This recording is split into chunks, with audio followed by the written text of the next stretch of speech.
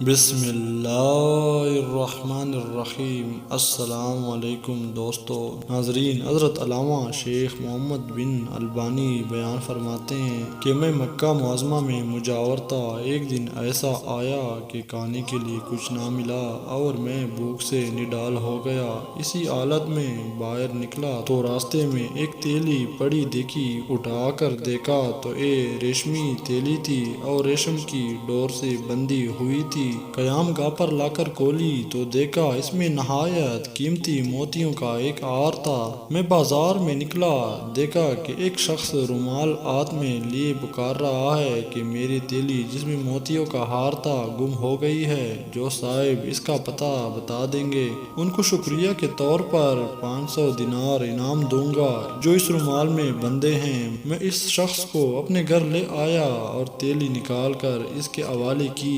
وہ شخص بڑا ممنون ہوا اور وعدے کے مطابق 500 دینار پیش کیے، لیکن میں نے لینے سے معذرت کی اور کہا کہ میں نے ایک کام رضا الہی کی خاطر کیا ہے، اجرت لے کر میں اپنا اجر ضائع نہیں کرنا چاہتا۔ تاہم اس شخص نے ان کے قبول کرنے پر بہت زور دیا، لیکن میں برابر انکار کرتا رہا، یہاں تک کہ وہ تنگ آ کر چلا گیا۔ اس واقعہ کے کچھ عرصہ بعد میں نے مکہ معظمہ سے رخت سفر باندھا اور ایک سمندری جہاز پر سوار ہو گیا۔ بدقسمتی سے راستے میں طوفان آ گیا اور جہاز ایک چٹان سے ٹکرا کر پاش ہو گیا۔ میرے سوا سب مسافر ڈوب گئے۔ میرے بچنے کی یہ صورت ہوئی کہ تختہ میرے ہاتھ آ گیا اور میں اس پر بیٹھ گیا۔ بہتا بہتا ایک جزیرے کے ساحل تک پہنچ گیا۔ اس نے اتفاق سے اس جزیرے کے باشندے مسلمان تھے۔ میں وہاں کی مسجد میں ٹھہر گیا۔ لوگوں نے مجھ سے حال دریافت کیا۔ میں نے ان کو اپنی تمام سرگزشت سنائی۔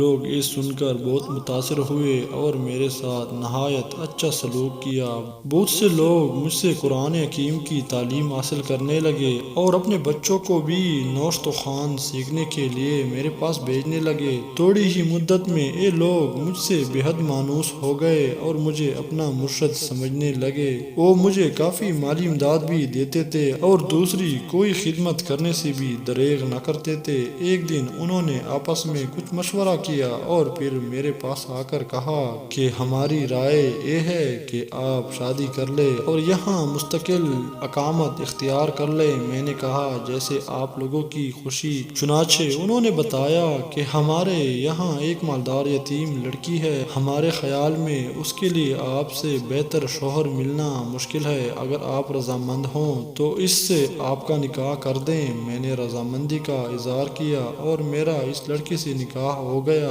جب میں نے خلوت میں اپنی بیوی کو دیکھا تو یہ دیکھ کر حیران رہ گیا کہ وہی تیلی والا ہار اس کے گلے میں پڑا ہے۔ دریافت کرنے پر معلوم ہوا کہ یہ لڑکی اسی حاجی کی بیٹی تھی جسے میں نے محض اللہ کے لیے ہار واپس کر دیا تھا۔ لوگوں نے مجھے بتایا کہ جب اس لڑکی کا باپ حج سے یہاں واپس آیا تھا تو اپنے قیمتی ہار کے گم ہونے اور پھر اس کے مل جانے کا واقعہ اکثر بیان کیا کرتا تھا اور کہا کرتا تھا کہ جس شخص نے مجھے یہ ہار واپس دیا، ایسا بے نفس آدمی میں نے دنیا میں نہیں دیکھا۔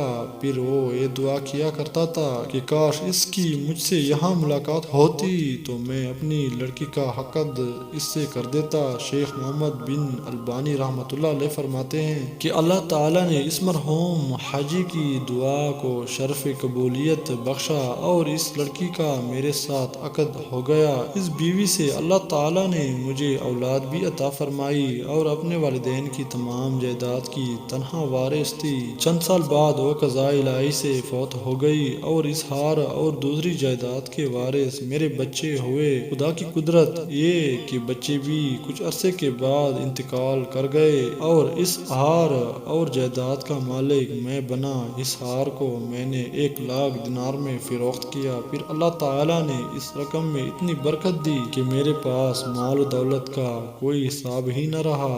دوستو سچ ہے، نیکی کا بدلہ ہمیشہ اچائی اور برائی کا بدلہ برائی سے ملتا ہے، جیسا کہ اس واقعہ میں دیانت کا بدلہ کیسا عظیم ملا۔ اللہ تعالیٰ نے دنیا میں ہی دکھا دیا کہ جو امانت دار ہوگا اللہ تعالیٰ غیب سے اس کی مدد فرمائے گا۔ اللہ تعالی ہمیں اس واقعہ سے سبق حاصل کرنے کی توفیق عطا فرمائے، آمین۔ ناظرین، اگر آپ کو ہماری ویڈیو پسند آئی ہے تو ہمارے چینل کو ضرور سبسکرائب کیجیے۔ اللہ ہم سب کا حامی و ناصر ہو، اللہ نگہبان۔